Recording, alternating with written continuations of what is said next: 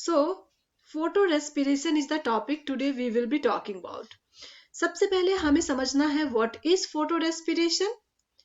अगर हम इस वर्ड को तोड़ें तो हमें पता चलता है if there is respiration in presence of sunlight we call it as respiration.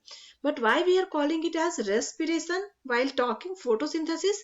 So students, photosynthesis के अंदर हमने देखा है कि CO2 is used and O2 is released. तो CO2 यूटिलाइज हो रहा है हमारा और O2 रिलीज हो रहा है. यह है फोटोसिंथेसिस का प्रोसेस.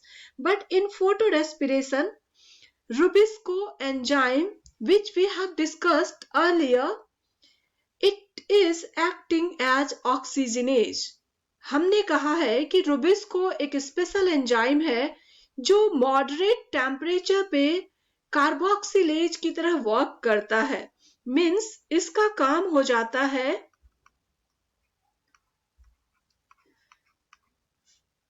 कार्बन डाइऑक्साइड को एक्सेप्ट करना, एब्जॉर्ब करना, जबकि हायर टेम्परेचर पे यह क्या करता है, ऑक्सीजनेज की तरह बिहेव करता है, O2 के साथ कंबाइन कर लेता है, यानी ऑक्सीडाइज्ड. तो यहाँ पे हम देख रहे हैं कि रुबिस्को हमारा ऑक्सीडाइज्ड, RUBP ऑक्सीडाइज्ड होता है. और इस ऑक्सीडेशन के प्रोसेस में हमें देखने को मिलता है कि ऑक्सीजन यूज्ड अप हो रहा है, कार्बन डाइऑक्साइड रिलीज हो रहा है. That's why we call this process as photo respiration. तो हम यहाँ पर देखेंगे कि photo respiration, during photo respiration rubisco is acting as oxygenase. Rubisco enzyme हमारा ऑक्सीजनेज की तरह एक्ट कर रहा है और इसकी वजह से क्या होता है, हमारा RUBP ऑक्सीडाइज्ड हो जाता है और ऑक्सीडाइज्ड होके ये फॉस्फोग्लाइकोलेट प्लस PGA की फॉर्मेशन करता है. तो फोटो रेस्पिरेशन में ऑक्सीजन यूज्ड अप हो रहा है, ऑक्सीजन यूटिलाइज हो रहा है और कार्बन डाइऑक्साइड की फॉर्मेशन कर रहा है. इस प्रोसेस में ATP या NADH की कोई प्रोडक्शन नहीं होती है. सो हम इसे कह सकते हैं कि यह फोटो रेस्पिरेशन फोटोसिंथेसिस के ऑपोजिट या रिवर्स प्रोसेस है. फोटो रेस्पिरेशन टेम्परेट प्लांट के अंदर हमें देखने को मिलता है. तो ऐसे प्लांट्स जो टेम्परेट रीजन में ग्रो करते हैं, ऐसे प्लांट्स में हमें देखने को मिलता है लाइक राइस, बीन्स,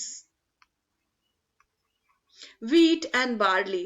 ऐसे प्लांट्स के अंदर हम क्या देख रहे हैं, ऐसे प्लांट्स के अंदर फोटो रेस्पिरेशन देखने को मिलता है. This photo respiration is also known as C2 cycle. इसके लिए हम C2 साइकिल वर्ड भी यूज करते हैं और हम इसे ग्लाइकोलेट साइकिल भी कहते हैं. तो C2 साइकिल या glycolate cycle is used for photo respiration. Photo respiration के लिए हम यहाँ पर देखेंगे कि हमारे प्लांट के पार्ट्स या कहाँ पर देखने को मिलता है, क्लोरोप्लास्ट में, पेरिऑक्सीसोम में एंड माइटोकॉन्ड्रिया में. इन जनरल रुबिस्को जो है वो हमारा कार्बोक्सिलेज की तरह एक्ट करता है. बट यहाँ पर इस प्लांट्स के अंदर, टेम्परेट प्लांट्स के अंदर हमारा रुबिस्को ऑक्सीजनेज की तरह एक्ट कर रहा है. इस साइकिल के अंदर हम देखते हैं जो हमारा C2 साइकिल कहलाता है, इसके अंदर हम समझेंगे कि किस तरह से जो फोटोसिंथेसिस की प्रोसेस है उसको अनडू की जा रही है.